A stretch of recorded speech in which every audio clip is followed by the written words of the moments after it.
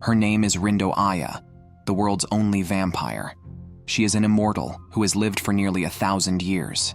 One night, her head was chopped off by a demon, and her body was taken by an old foreign man with a cane.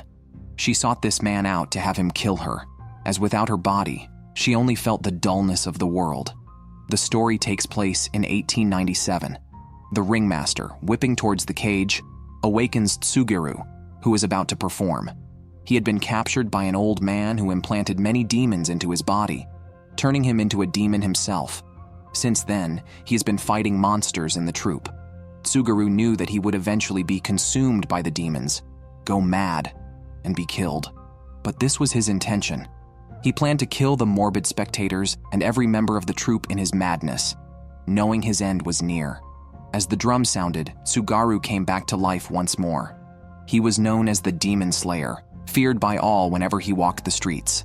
He faced the monster again and won without any surprises. But he noticed someone tracking him, holding a birdcage. Curious, he reached for the cage but was stopped by Hase. Hase pulled a cloth-wrapped long object from behind, revealing a bayoneted rifle.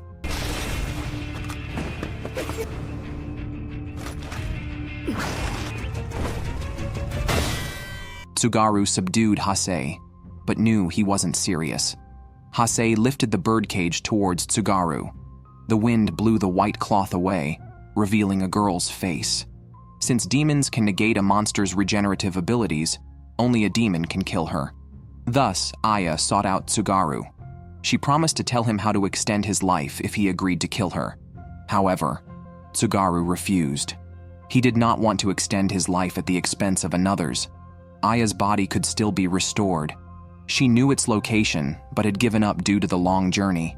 Tsugaru realized both had connections to the mysterious old man. Finding him could mean Aya retrieving her body and Tsugaru getting his revenge. 私があなたを楽しませて差し上げましょう。わかった。行こう、欧州へ。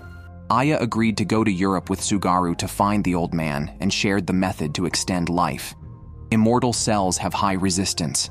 By consuming Aya's bodily fluids, Tsugaru could significantly boost the resistance of his human parts, delaying his transformation into a demon. She is a detective specializing in monster cases. A year ago, her body was stolen. She has a peculiar habit of telling hellish jokes. 生首がどうして生きてるんだ。私は死んでないから生きてる。To find Aya's body, a trio set off on a journey to Europe. Along the way, they solved many monster cases and were known as the Cage Messengers. They were invited by Lord Goddard to find his wife's killer. The rough journey made Aya feel nauseous. Tsugaru asked the coachman to slow down, but how could Aya, with only a head, actually vomit? The incident occurred one night after the Lord and his son returned from hunting. They found the lock to their warehouse on the ground. Upon entering, the Lord discovered a blood-stained silverware on the floor, which he had seized from a criminal who once tried to assassinate him. After confirming that his child and the butler were unharmed, he went to the bedroom and found his wife had been murdered. Upon receiving the invitation, Aya and her companions hurried over. Lacking money for the carriage fare, Tsugaru asked the coachman to seek reimbursement from the Lord. Hase looked disdainful, but eventually, the Lord paid and even offered the coachman lodging at his house. Tsugaru briefly introduced himself when suddenly a woman's voice echoed in the hall, though Hase clearly hadn't opened his mouth. This was Aya's mischievous sense of humor. She always enjoyed seeing people's confused reactions. The Lord found the situation increasingly strange. Watching Hase, he felt as if they were communicating across different realms. Aya then asked Hase to return to his room to unpack. Tsugaru lifted the white cloth and revealed that they had been speaking to a girl in a cage. Aya shared her story with the Lord and his sons, mentioning her fondness for seeing people's astonished expressions. She then asked the Lord to describe the situation at the time. Besides the lady of the house, the castle was home to the Lord, his 2 sons, a daughter, a butler, and a maid. 6 people in total. Only the butler and the Lord had keys to the warehouse, and they had known each other for over 20 years. The Lord's wife liked to repair antiques, and her room was often filled with the sound of hammering. Aya noticed a long sword hanging in the room. The Lord's family, except for the butler and maid, were vampires. They could recover from ordinary injuries in seconds, but weapons containing silver could harm them. Upon death, a vampire's body quickly decomposes. Before the lady was buried, the Lord took a photo of her dead body. The fatal wound was in her chest, caused by a silver stake. Her expression was peaceful, with no sign of struggle, suggesting she might have been killed in her sleep. However, vampires are highly sensitive. If it was a sneak attack, it must have been done by someone who can conceal their presence. Aya found a bottle on the floor that had contained holy water, with indelible stains and blood on the cap. Both silver and holy water can burn vampires, who instinctively fear these substances and are reluctant to touch them even through cloth. From the evidence gathered, the butler is the prime suspect, as he not only had access to the warehouse key, but is also human. The situation is now mostly clear. Aya mentioned she had 7 concerns. First, the lady's hearing and smell were several times more sensitive than humans. Why didn't she notice anything? Second, why did the killer choose to strike at midnight instead of during the day?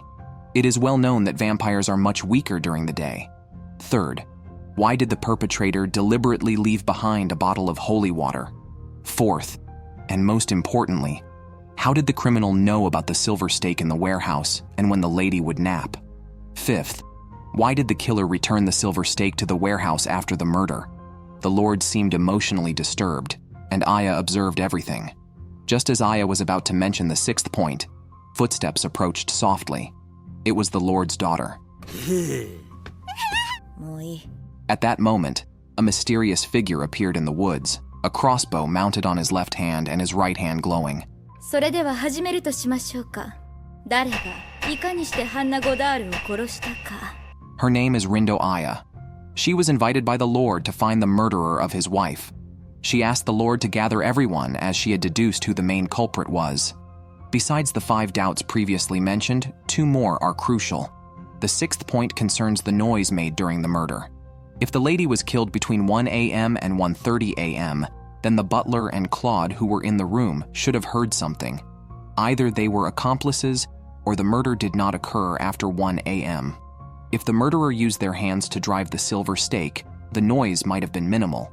The 7th doubt involves the holy water bottle. If a bottle filled with water should not have stains inside, but Aya found stains indicating the bottle was originally empty. The bottle was likely placed in the room by the murderer to mislead. However, there were clear signs of holy water being splashed on the lady. So, where did the holy water come from? If the murderer didn't use the silver stake from the warehouse, but something frozen resembling a silver stake, it could be holy water, another substance harmful to vampires. Thus, the murderer struck unexpectedly while the lady was asleep. The holy water, stabbed into her chest, began to melt, leaving splashes on her. After her death, the murderer filled the bottle with her blood, poured it on the silver stake after the Lord left the warehouse, and staged it as the murder weapon. This also provided the murderer with a false alibi. If these points are considered, the identity of the murderer is becoming apparent. The murderer had no alibi between 12:30 and 1 a.m., so he staged the crime to appear after 1 a.m. using a silver stake. Moreover, driving a silver stake into a vampire's chest manually requires agility. Raoul is the only one who meets all these criteria. Raoul countered that if a vampire were the culprit, handling a silver stake or holy water would result in visible injuries. These substances cause wounds that do not heal quickly. He suggested the murderer use the last trick by leveraging a vampire's strong regenerative ability. By severing and regrowing his own hand, the murderer made sure no wounds were visible. Hase approached Aya, and Tsugaru handed her the birdcage. The Lord stood by silently.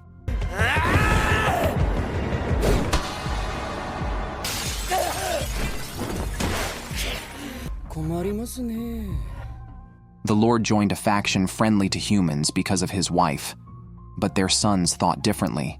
Raoul saw vampires as noble and scorned humans. He planned to kill his mother to change the Lord's faction. He tricked hunters into attacking the Lord just to get their silver stakes. After obtaining holy water from a church and freezing it into a weapon, Aya viewed this as a farce. The Lord was confused and unsure of what to do next. Aya assured him, entrusting the next steps to Tsugaru. During the Meiji Restoration, rulers persecuted all supernatural beings, led by a group known as Demon Slayers, including Tsugaru. Tsugaru easily overpowered the young vampire Raoul, sending him crashing through walls. The demon's attack prevented Raoul from recovering. Tsugaru then performed a pre-battle dance from his theater days in front of Raoul. It was more like playing with a puppy than a duel. With superior agility and strength, Tsugaru enjoyed himself. Pride was worthless in the face of absolute power.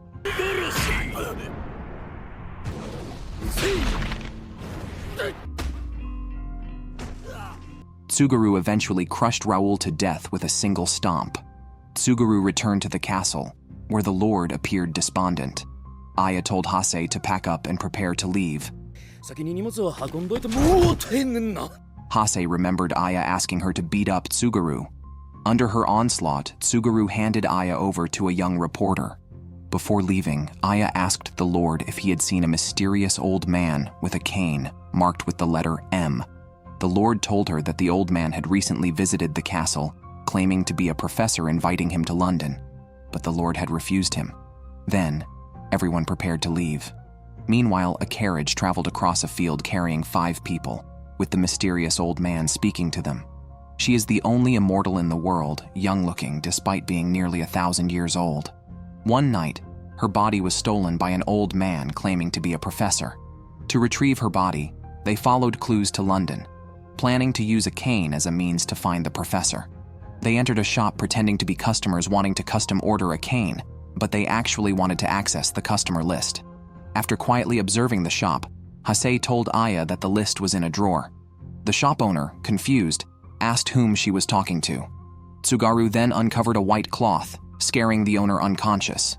They seized this opportunity to grab the customer list. Afterwards, Aya and her 2 companions entered an alley. As the birdcage shook, Tsugaru stopped.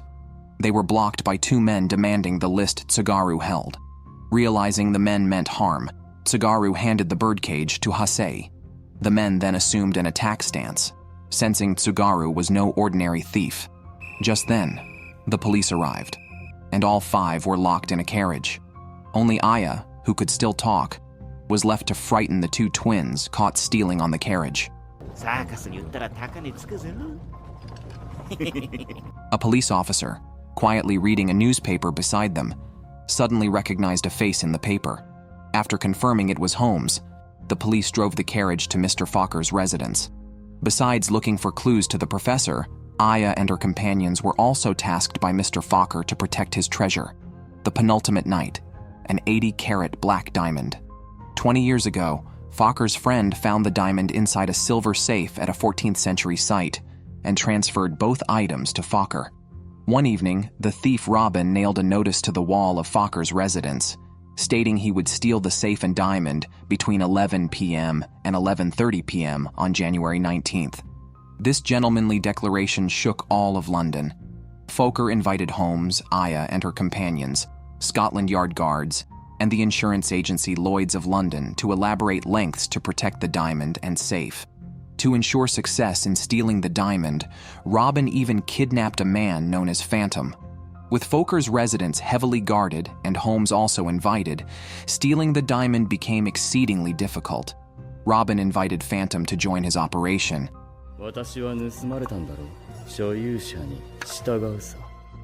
Upon learning that Lloyd's of London was also invited, Robin found the situation tricky. Lloyd's, a 200-year-old insurance institution, commits to protecting insured properties with absolute force in any danger. However, Lloyd's team consists of only 7 members, each assigned a number based on their strength. Numbers 7 and 5 were at Fokker's residence. Fokker attempted a handshake with number 5, who refused, deeming Fokker's hands dirty. Number 7 kept apologizing. Tsugaru mocked them as clowns, calling them troublemakers. Aya remained non-committal. At that moment, Fokker intervened to smooth things over. He led everyone to the diamond storage location, a hidden chamber deep underground, accessed behind a bookshelf. Fokker gestured, and 2 guards inserted keys simultaneously. Fokker also produced a key from his pocket. The door required 4 people to open, with each key different from the others. In the hall's center stood the safe. Fokker manipulated its complex mechanisms, something he had studied for 10 years, to open it. As he removed the black diamond, someone exclaimed at its beauty. Most importantly, the diamond bore an inscription.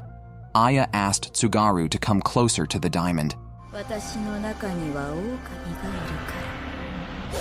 Following Fokker's investigation, it was discovered that a dwarf tribe was destroyed by werewolves. The dwarves vowed revenge and engraved the werewolves' hideout on the black diamond.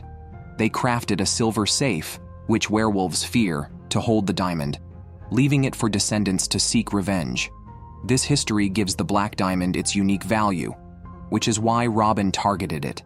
Holmes asked the butler if tunneling into the area was possible. The butler immediately dismissed the idea, pointing instead to the ventilation duct overhead. He informed them that the duct could barely accommodate a child. To prevent intruders, the interior was designed with winding, twisting passages. Holmes speculated that Robin might have disguised himself to gain entry. Everyone was incredulous. Holmes approached Fokker, urging him to proceed as planned.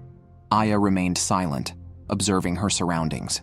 As the main door closed and everyone exited, Tsugaru asked Aya if she had a plan to counter Robin.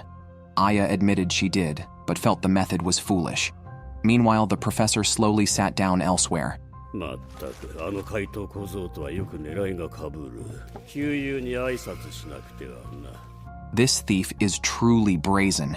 He notifies his victims before stealing and even disguises himself as a detective to set traps for them. He has even defeated top monster hunters with a single punch, all to steal the black diamond and the safe. Master Thief Robin had informed Fokker that he would begin stealing the treasure at 11 p.m. on the 19th, just hours from his set time. To extract information, Robin disguised himself as Holmes and snuck into the room to chat with Watson. At that moment, a man entered. He was Holmes's brother and immediately recognized the fake Holmes because his brother had cut his nails a few days ago. Despite being exposed, Robin calmly greeted him. Holmes also knew he was facing the master thief Robin. Robin casually removed his mask, revealing his true face. Holmes doubted Robin could steal the heavily guarded treasure hidden underground, nor open the safe if he did manage to steal it. Robin picked up a locked box from the table and casually threw it, popping it open. He claimed that if Fokker could open the safe, so could he. After declaring this, he jumped out the window, where Phantom's carriage caught him smoothly. Everything about his escape was elegant and seamless. Meanwhile, Aya and two others were resting on a park bench. Next to them was another bench with a birdcage. Tsugaru went to buy food, and Hase asked for directions, while Aya was mistakenly taken away by a man who confused the bird-cages. On the road, Tsugaru talked to the birdcage, but Aya inside did not respond.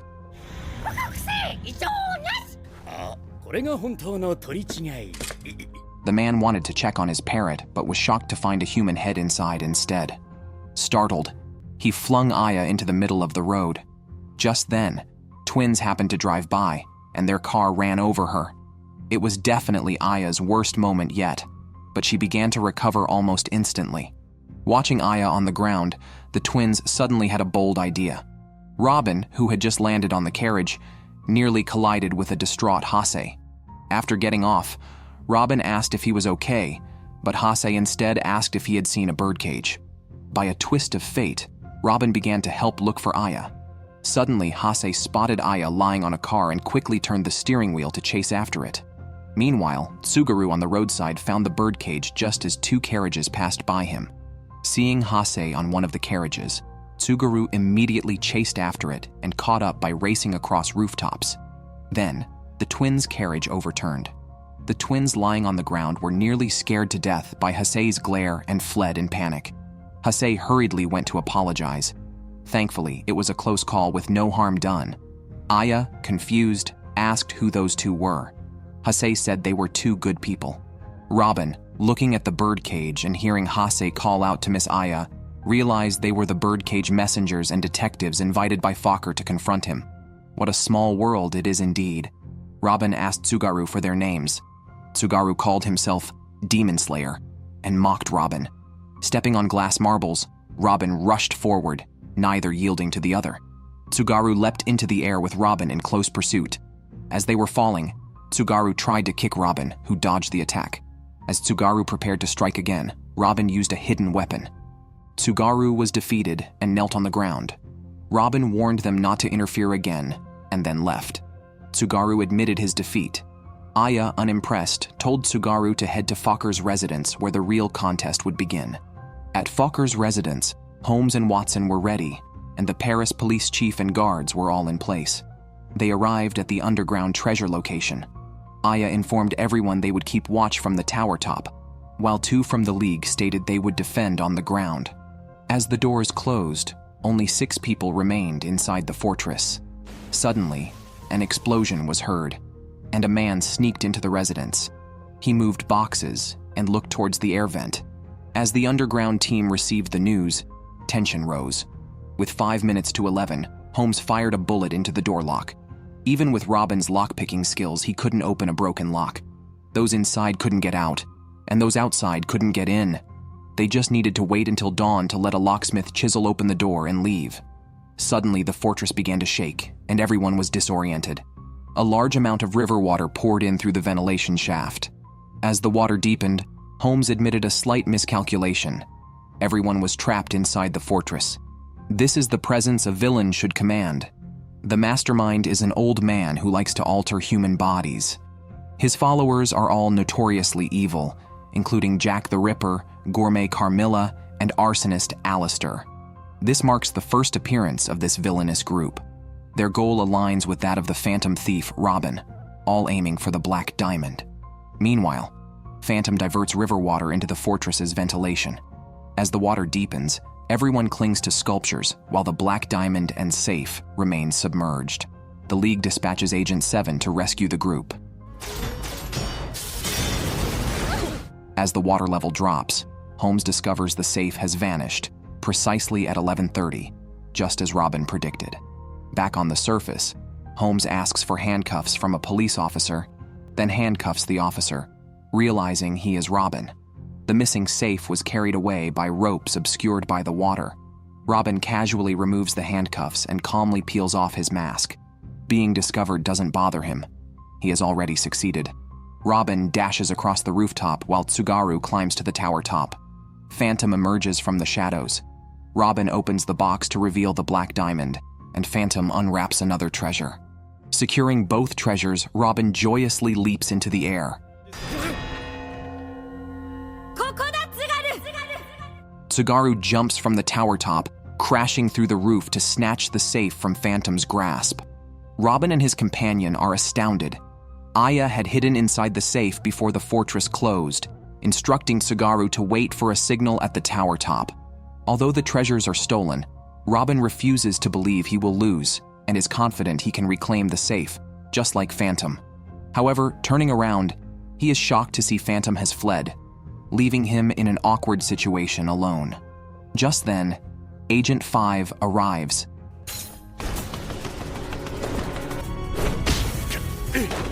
But Agent 5 targets Tsugaru. Tsugaru warns him that Robin is escaping. Cornered, Robin reluctantly retrieves the Black Diamond and throws it into the air, seizing the chance to flee. Meanwhile, the professor and his men eliminate the guards and split up to search for the Black Diamond. Alistair sets anyone he encounters on fire, with each snap of his fingers claiming a life. Carmilla searches for delicacies along the way, while a girl hides in a corner, too scared to make a sound. Phantom just sneaked into a warehouse and ran into Agent 7, who was equipped to deal with monsters.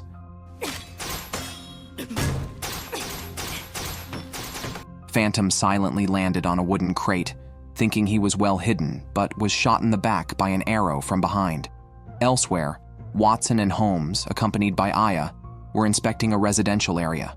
As Watson approached a man calling for help, the man suddenly burst into flames. The trio encountered Alistair, who claimed to be a researcher of magic and fate, but was actually a murderer.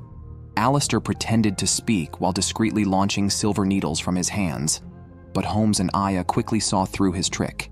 Alistair's dexterity with his fingers was his dangerous trait. The scene shifts to Carmilla. A man fires at her without hesitation, but the bullets are expelled from her body. She advances towards the man step by step, when suddenly Hase appears and forces Carmilla to retreat. Hase, who was searching for Phantom, asks if they have seen him. Learning Phantom isn't there, Hase turns to leave, but Carmilla throws an umbrella to block her path, not intending to let Hase go. Hasei, not wanting to waste words, pulls out a rifle. Under the moonlight, Tsugaru and two others battle in the air for the black diamond. Robin lands first, clutching the diamond. A swordlight cleaves a pillar, and Robin mutters about his close call. Tsugaru, arriving late, knocks Robin over just as he bites into the black diamond, but Agent 5 punches him. He is known as Jack the Ripper, considered the progenitor of serial killers. In this anime, he becomes the apprentice of the supervillain Moriarty, the head of a global criminal organization, and the mastermind behind all their crimes. Moriarty falls off a cliff during a showdown with Sherlock Holmes, but reappears because his apprentice seeks a stronger body, asking him to implant a monster within him. Thus, they begin their search for monsters. In Japan, Moriarty discovers the ghost and the only immortal, Rindo Aya. After experimenting, he successfully implants the ghost into Jack. Tsugaru is a survivor who escaped from a demonic experiment. Moriarty seizes Aya's body, and upon research discovers that Aya was transformed into an immortal. Perplexed by the immortal properties, the professor finds that implanting immortal cells stabilizes the demonic cells in Jack's body. To further enhance him, the professor implants vampire cells into Jack, which not only boosts his regeneration and senses, but also removes the vampire weaknesses. This quest for the Black Diamond is also to trace a werewolf. If werewolf cells are implanted, Jack might become unimaginably powerful. Initially, Tsugaru and others were fighting for the Black Diamond. Robin, finding Agent 5 troublesome, teams up with Tsugaru to attack. They successfully pin Agent 5 under a cabinet. Meanwhile, after being shot, Phantom blends into the darkness and uses stealth to overpower Agent 7. Due to Phantom's ambush, the two crash down from the second floor, and Agent 5 escapes from under the cabinet. Suddenly, Jack smashes through the glass into the battlefield. With a single swipe of his hand, he kills Agent 7. Agent 5, shocked, charges at Jack, but is knocked unconscious against a wall with a casual wave of Jack's hand. Seeing the situation, Robin and Phantom decide to flee. Jack picks up the Black Diamond and aims it at a street lamp, having discovered the werewolf's secret hidden within. Only Tsugaru and Jack remain on the scene. Tsugaru throws his sword at Jack, followed by a package, hoping to disorient Jack with the dust and sneak attack. Jack's body, possessing 3 types of monster cells, is far stronger than Tsugaru. Tsugaru quickly becomes disheveled while Jack remains unharmed. Tsugaru struggles to defend himself. Suddenly, Jack attacks again, but Tsugaru anticipates and blocks it. However, overwhelmed by sheer power, Tsugaru is knocked down, losing the ability to continue fighting. Jack does not kill him but starts to contemplate his identity, recalling he is experiment number 9, the only one who escaped from the professor.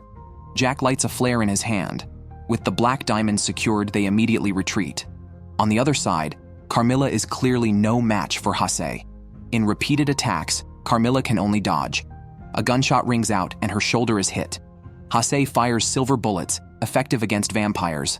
As she prepares to fire again, her gun falls to the ground. It turns out Hasei was poisoned when she came into contact with Carmilla's blood. Hasei collapses to the ground, powerless.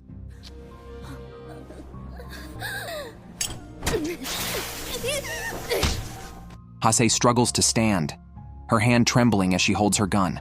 Carmilla prepares to attack, but a flare appears in the sky. Just before Hasei collapses, Carmilla retreats. In the duel between Holmes and Alistair, Holmes has run out of bullets while Alistair's firepower is undiminished. Watson and Holmes are forced to take cover.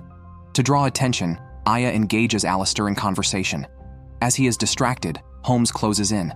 Holmes deflects a silver needle, bouncing it back to Alistair's face. Alistair quickly drinks an antidote. Suddenly, a wall collapses, and Professor Moriarty appears. He informs them that Aya's body is too precious to return and publicly reveals his and Jack's transformation plans. Behind the professor, an artificial being with a massive physique dominates the scene, preventing Holmes from acting rashly. The flare in the sky signals their plan's success, and the professor and his group also retreat. Soon after, everyone gathers together. Hasei wakes from her coma, and Aya immediately notices something is off. The safe and Black Diamond have been stolen, leaving them speechless. Suddenly, Tsuguru stands up, pours the black diamond out of his bag. He had taken it back during his fight with Jack. To unravel the secret left by the werewolf, they aim the black diamond at a street lamp. The diamond glows red, revealing Forest of Fangs, the place where werewolves live. On the other side, Professor Moriarty and his group are about to celebrate when Jack reaches into his pocket, prompting the professor to sense something amiss. なんだ君は死なない体質なんです。 どけ Her name is Rindo Aya, called the Cage Messenger. A man's daughter was taken by a werewolf, leading him to despise monsters. Aya promised that if he put down his gun, she would help find the culprit. Recently, Aya and 2 others arrived in Germany to search for the werewolf. Along the way, they encountered a shouting doctor. He lived in a mountain village ahead and was looking for a missing girl. Upon learning that the 3 were detectives, the man excitedly sought their help. A year ago, the village chief's granddaughter disappeared on a rainy night, and her mutilated body was found in the woods the next day. 4 months later, a woodcutter's daughter also went missing during a rainy night and was found 2 days later. Another 4 months passed, and a village girl vanished again under the same conditions. Their bodies were always found in the woods a few days after disappearing. The doctor suspected a werewolf was hiding in the village, killing every 4 months. 8 years earlier, villagers had found a werewolf hiding in a cabin and burned it down. Last night, screams were heard from a girl's room. The man found the room in disarray and the girl gone. This was the 4th such incident, causing panic in the village. In the church, the man, overwhelmed by emotion and his dislike for monsters, pointed a gun at Aya. After being persuaded by Aya, he took them to his house. The room was chaotic, with numerous wolf tracks on the floor and a smashed window, indicating the culprit had escaped through it. Tsuguru looked into the chimney, suggesting the werewolf might have entered through there in wolf form. Aya instructed Hase to throw pillows from the rooftop. Then Aya asked the doctor to compare the bite marks left by the werewolf with those from the previous incidents. The bite marks from both cases were identical, leading the villagers to believe they were the work of a werewolf gone mad. However, Aya noticed that although there was a lot of blood on the bed, there was none on the escape route. Nothing was missing from the man's house, suggesting the werewolf had brought something to carry the girl away in advance. This indicates a rational and purposeful act. This werewolf had not gone mad. Soon after, Aya left the house. 私の見立てでは生きている彼女にはもう会えない。 Aya went to the village chief's house. The chief told them that hundreds of years ago, the village was like a box of food for werewolves, who would climb up from beneath the waterfall and prey on villagers at will. The chief pleaded with Aya to help them find the werewolf. ではこうしましょう。私は2日以内に犯人の名を指摘します。わかった。飲もう。交渉成立ですね。俺の娘をどうした答えろ She was a werewolf but had lived as a painter in this village for 5 years. Starting a year ago, village girls began mysteriously disappearing, their bodies discarded in the woods. Tonight, the painter suddenly revealed her identity and confessed to eating the girls. Her defenses increased after transforming into a werewolf, making her immune even to silver bullets. With a light leap, she vanished into the forest. During the day, Aya sought to find clues about the werewolf through the village chief.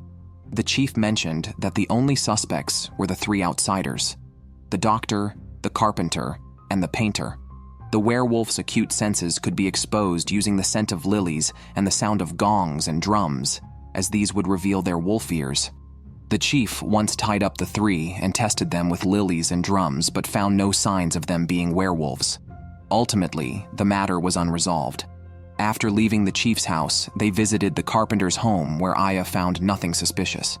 In conversation with the painter, Aya observed how she held her brush and realized she was lying. Portraits of girls killed by the werewolf, commissioned by their families, were displayed along the wall. The painter claimed she had seen a golden wolf shadow, but had no other clues. Aya exposed her lies, and the painter merely made up an excuse. ありがとう。とてもよく描けています。あいにく私は不死身だが。 They left the painter's house and arrived at the waterfall. Legend had it that the village of werewolves was located beneath the waterfall. In the evening, they arrived at the doctor's house. Suddenly, there was a knock at the door. Agents number 3 and 4 from the Alliance appeared. Once inside, Number 3 immediately started fighting with Tsugaru. Hasei quickly carried Aya away. Tsugaru kicked the table over. Number 3 tried to aim, but couldn't find her target. However, she soon found herself choked by an unseen assailant. Number 3 pointed her gun at Tsugaru, threatening mutual destruction. They were also there for the werewolf village. If they helped the village find the murderer, the village chief would reveal how to enter the werewolf village to Aya. With a common goal, Number 3 decided to make a temporary truce to hunt the werewolf hiding in the village. Meanwhile, the villagers surrounded the painter's house, sensing something was amiss. The painter admitted she was the murderer of the girls and could no longer control herself. After Number 3 and 4 arrived, they tried to stop the werewolf, but were outmaneuvered as she escaped into the woods. Aya and Tsugaru closely followed. The werewolf fled to the riverbank, where Hasei was waiting and shot her. However, the new generation of werewolves was no longer vulnerable to silver bullets. Tsugaru threw a birdcage at Hasei and decided to fight the werewolf one-on-one. The transformed painter was a hexagonal warrior with enhanced defense and significantly increased speed and strength. If not for the demonic Tsugaru and his extensive combat experience, he might not have withstood a single attack from the werewolf. Despite nearly equal strength, Tsugaru excelled in close combat. He tried to gouge the werewolf's eyes but was interrupted by Numbers 3 and 4. After landing, the werewolf transformed back into wolf form and charged at Hasei on the rocks. No one had anticipated that the painter's real target was Aya. She threw the birdcage towards the waterfall. Reacting swiftly, Hasei used his bayonet to swing the birdcage back to shore. She fell from a cliff while trying to save someone and was rescued by a kind werewolf woman. As she was about to leave, she was discovered by werewolves hostile to humans. She jumped onto an altar and was quickly surrounded by them. Just hours before, Hasei slowly woke up next to a sleeping girl with a wolf lying on her legs. She had been saved from a river by Nora because Hasei was ice cold. Nora had 2 girls hug her to restore her body temperature. All 3 girls were villagers from a werewolf village beneath a waterfall. In the past year, 3 girls from the village had died, each shot with a shotgun while in human form and found in the forest on rainy nights. The werewolves couldn't track the killer's scent due to the rain. Oddly, villagers never heard the gunshots, and since werewolves don't use guns, the killer was likely a human. This led to deep hostility towards humans among the werewolves. When Nora found Hasei, she was clutching a rifle, proving she wasn't the killer. After Hasei recovered, Nora asked her to leave immediately, as the village was well guarded. Nora told her she would distract the werewolves in the forest. Hasei noticed the similarity to a human village on the cliff, where 3 girls had also died within a year, also on rainy nights. The difference was in the method, shootings versus maulings, clearly intended to incite hatred between humans and werewolves. Hasei wanted to help, but the girls didn't trust her as a human. She had to hide in a vehicle, escorted away by 2 girls, with her scent masked by floral fragrances. After barely managing the werewolves' questions, the vehicle's wheel suddenly broke. Hasei had to jump out, searching for a weapon while running. She grabbed a broom from a woman and shot a lurking werewolf in the throat. She raced across rooftops, but even her speed couldn't outpace the transformed werewolves. Soon she was surrounded. 2 girls tried to defend her, but no one believed them.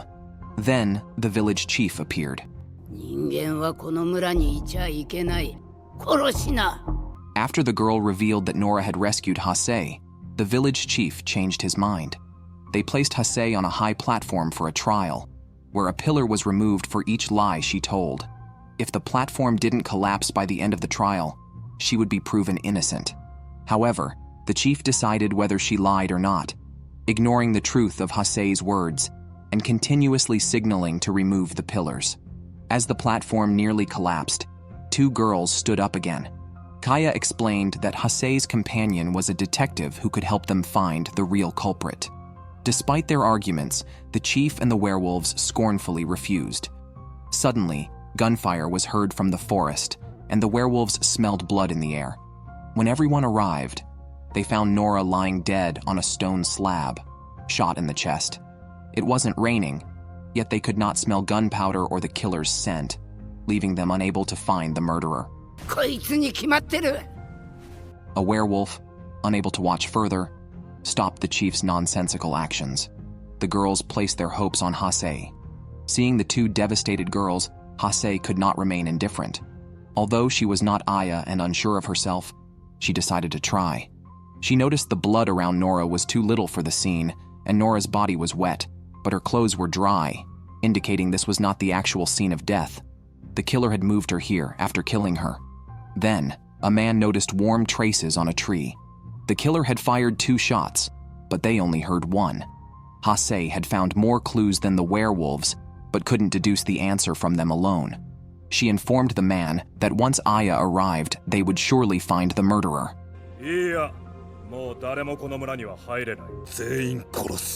In the church on the other side, a doctor was treating Suguru. Numbers 3 and 4 were furious for not catching the werewolf. Having identified the village's murderer, Aya asked the village chief to reveal how to enter the werewolf village. The chief instructed that at dawn, raising a black diamond towards the direction of the rising sun would reveal the answer. The next morning, they went up the mountain and found the werewolf village according to the chief's directions. They walked along the steep and dangerous cliff edges, with Tsuguru still in the mood to crack jokes that even a dog would shake its head at, leaving Aya utterly disheartened. Suddenly, the synthetic human victor appeared. Number 4 threw a chain to pull up number 3, who then swung around and fired again. This was the most chaotic battle scene. Tsugaru, alone in the forest, fought against 3 werewolves. After humans discovered a secret passage, they waged an all-out war with the werewolves. Numbers 3 and 4 adhered to the belief that monsters must die. The professor's subordinates joined the fray solely to find the strongest werewolf cells. Yet the real mastermind had not yet appeared. Earlier in the day, Tsugaru was forced off a cliff by Victor. To avoid a pointless struggle, Tsugaru handed over the black diamond, and Victor, being straightforward, let him leave. Hase had Vera wait for Aya in the forest.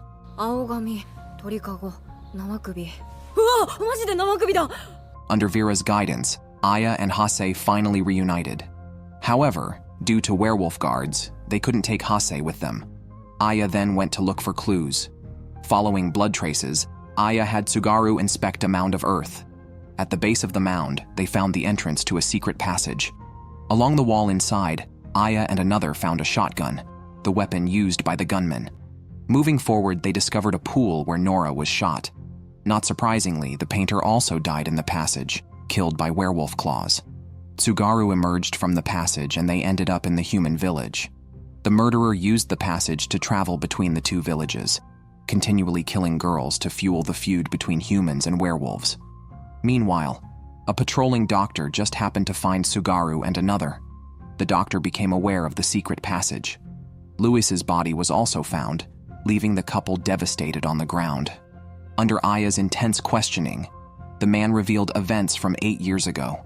Louis, who had been disabled in both legs since childhood, was considered a burden by the villagers. Shockingly, his own parents abandoned him in the forest at just 4 years old. Unexpectedly, Louis was rescued by Yacht, a werewolf child hidden among the human villagers. After discovering that Yacht was a werewolf, Louis, seeking to prove his worth, betrayed her to the village chief. The werewolf mother and daughter were eventually trapped and burned alive in a cabin, where the entrance to the secret passage was located. It's possible that the fire 8 years ago did not kill the werewolf mother and daughter, and the girls who died might have been Yacht's revenge.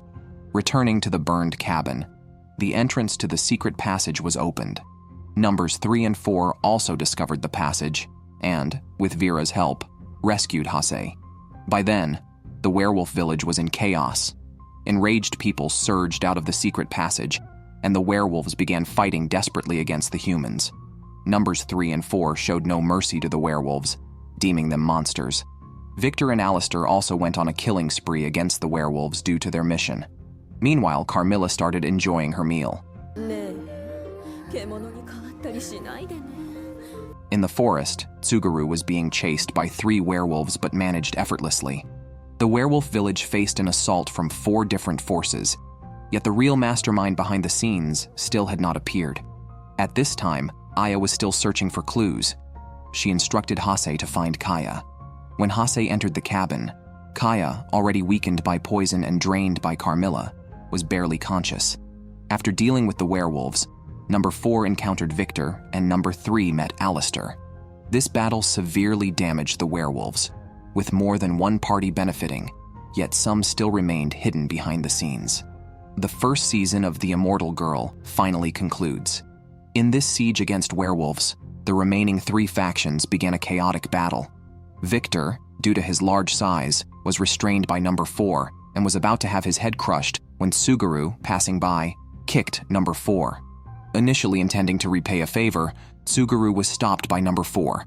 Victor then severed his own arm to break free from the chains. Number 4, still wanting to fight against 2 opponents, ultimately brought about his own demise. Suguru returned the arm to Victor and inquired about Aya's well-being. Victor informed him that her body was at the London base and had not yet been dissected for research by the professor. With his question answered, Suguru left to carry out Aya's plan. Elsewhere, the fight between Alistair and number 3 intensified.